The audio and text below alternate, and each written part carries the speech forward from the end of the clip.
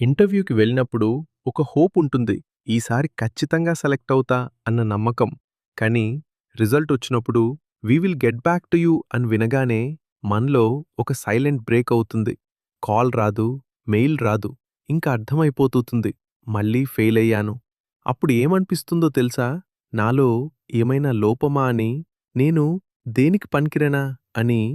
కానీ ఒక నిజం చెప్తాను. ఇంటర్వ్యూలో ఫెయిల్ అవ్వడం నీ వాల్యూ తక్కువ అని కాదు, ఇంకా నువ్వు రెడీ కాలేదు అని మాత్రమే. మనం ఎగ్జామ్లో ఫెయిల్ అయితే ఇంకా చదువుకుంటాం కదా, అలానే ఇంటర్వ్యూ కూడా ఒక ప్రాసెస్. ప్రతి రిజెక్షన్ ఒక లెసన్ ఉంటుంది.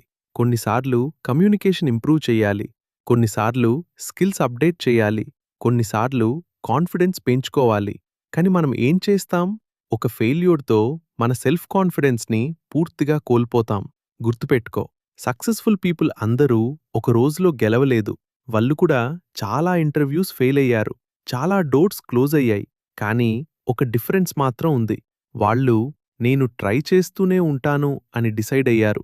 నువ్వు కూడా అలానే ఉండాలి. నెక్స్ట్ ఇంటర్వ్యూకి ప్రిపేర్ అవ్వు. లాస్ట్ టైం చేసిన మిస్టేక్స్ కరెక్ట్ చేయి. మిర్రర్ ముందు ప్రాక్టీస్ చేయి. క్వశ్చన్స్కి ఆన్సర్స్ రెడీగా పెట్టు. కాన్ఫిడెన్స్ అంటే భయం లేకుండా ఉండడం కాదు, భయం ఉన్నా కూడా ముందుకు వెళ్ళడం.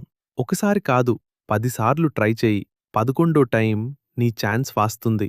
అండ్ రిమెంబర్, నువ్వు ఒక జాబ్ కోసం ట్రై చేస్తున్నావు, కానీ ఒకరోజు జాబ్ నీ కోసం వెయిట్ చేస్తుంది. అప్పుడు ఆ రోజుల్లో అన్ని స్ట్రగల్స్ నీకు గుర్తు వస్తాయి, కానీ నీ ఫేస్లో స్మైల్ ఉంటుంది. సో గివప్ అవ్వకు, అప్గ్రేడ్ అవ్వు. ఇంకా ట్రై చేయి, ఎందుకంటే నీ స్టోరీ ఇంకా అయిపోలేదు. ఇది జస్ట్ బిగినింగ్ మాత్రమే.